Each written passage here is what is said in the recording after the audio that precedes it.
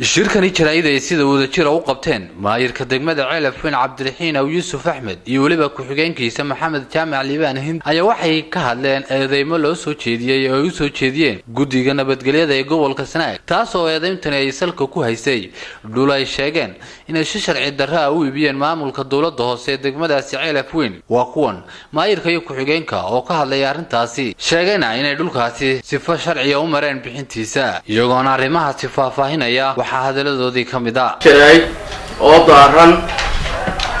ayamahan indhuweyd warar la isla dhaxmarayay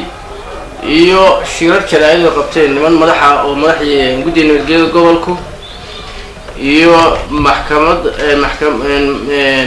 degmada iyo xubno kale oo dawladda ka tirsan kuwaasay kaga hadlayeen arrimo dhul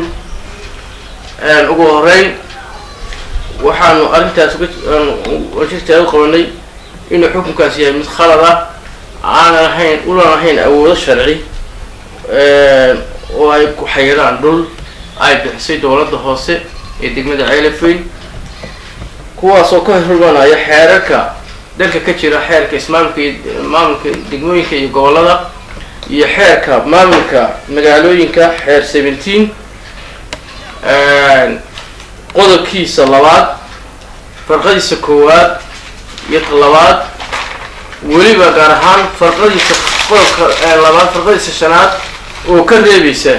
inay si cad ka reebaysa inay faragelin ku sameeyaan ciidamada qaranka iyo hay'adaha kale ee dawladdu arrimaha dhulka ee ay bixiyaan dawladda hoose